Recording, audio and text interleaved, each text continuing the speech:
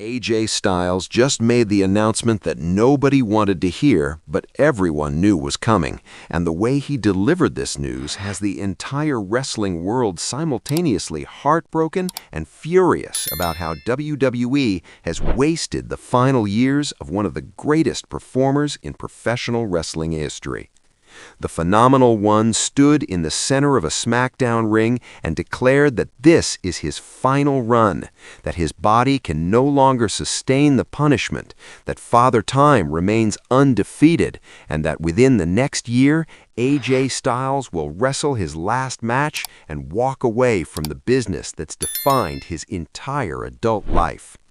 If you're not emotional about losing a generational talent, if you're not angry about how WWE squandered precious time having AJ work meaningless mid-card programs instead of creating legendary final chapters, or if you think 47 years old is too young to retire when his work rate still surpasses most of the roster, then you need to understand exactly what we're losing and why AJ's announcement should make every wrestling fan simultaneously grateful for what he's given us and furious about what we'll never get to see.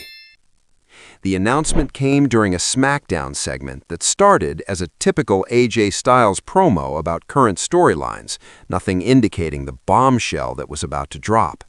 AJ was addressing the crowd, feeding off their energy, doing what he's done brilliantly for over 2 decades, when his demeanor shifted. The smile faded. The theatrical performance persona dropped away, and what remained was Alan Jones, the human being behind the character, preparing to share something deeply personal and heartbreaking. "I need to be real with you for a minute," AJ said, his voice losing its usual confident edge. "I've been wrestling professionally since 1998. That's 28 years of giving everything I have to this business. 28 years of sacrificing my body, missing family moments, pushing through injuries that would make normal people quit. And I've loved every second of it. But there comes a time when you have to be honest with yourself about what your body can still do." The arena went silent, fans immediately sensing that this wasn't typical promo material. This was something genuine, something unscripted in its emotion, even if the words had been prepared. AJ paused, visibly collecting himself, and the vulnerability on his face was something we rarely see from performers who've built careers on appearing invincible.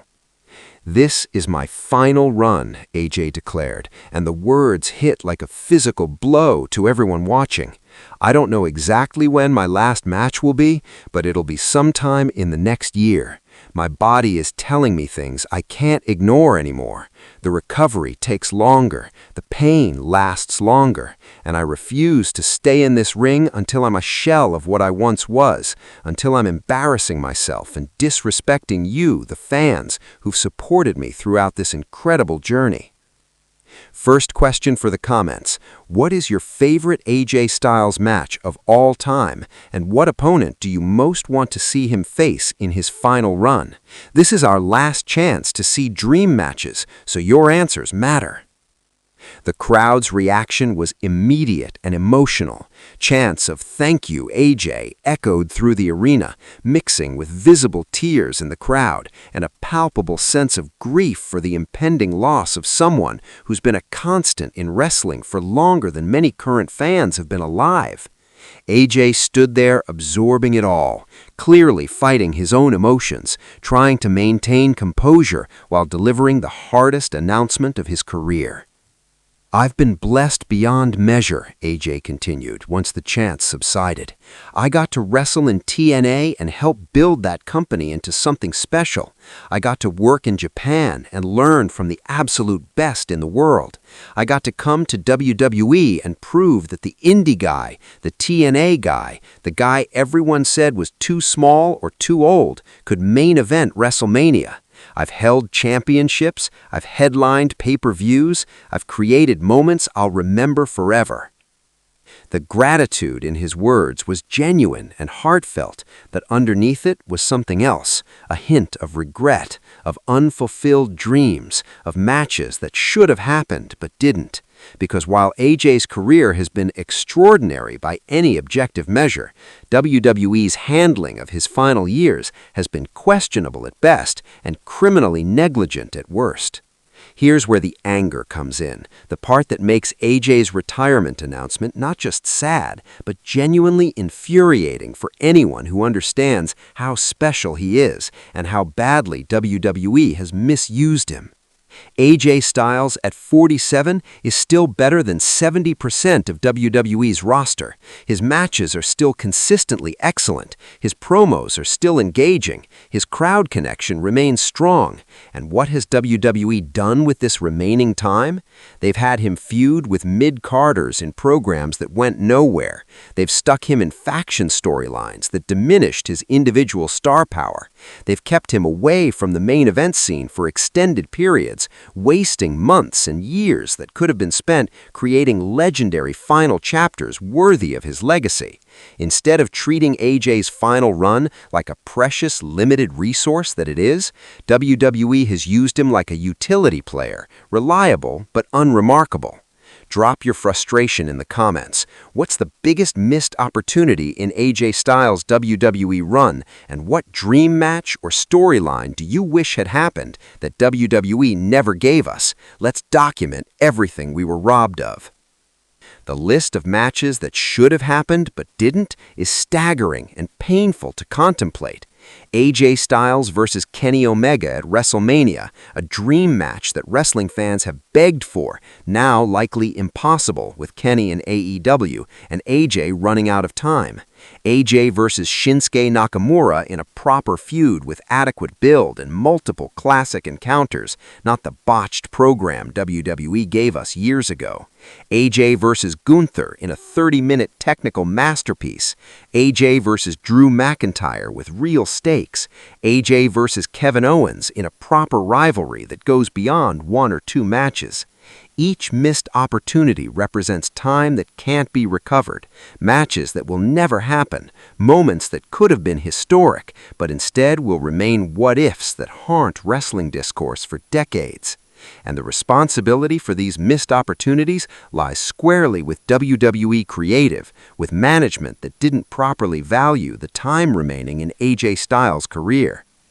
AJ's announcement also revealed the physical toll that wrestling at the highest level for nearly 28 years has extracted. He mentioned his back, which has required multiple surgeries and continues to be a source of chronic pain. He talked about his neck, an injury site that's terrifying for anyone who understands wrestling anatomy. He referenced his knees, which have absorbed countless impacts and now struggle with basic movements that used to be effortless. "I wake up hurting every day," AJ admitted, with brutal honesty. "I take longer to get ready for matches now than the matches themselves sometimes last. My body is sending clear signals that it's time to start thinking about life after wrestling. And I have a wife and kids who deserve to have a husband and father who can function normally, who's not constantly broken and recovering from the next injury." Comment your respect. What sacrifices do you think wrestlers like AJ Styles make that casual fans don't fully appreciate? Understanding what they give up makes their work even more impressive. The timeline AJ suggested, approximately 1 year until his final match, creates both opportunity and urgency for WWE. They have 12 months, give or take, to get this right, to build to a retirement match worthy of AJ's legacy, to give him opponents and storylines that honor his contributions, to create moments that will be remembered long after he's gone. The question is whether WWE will rise to this occasion or squander it like they've squandered so much of AJ's remaining prime years. The track record is not encouraging.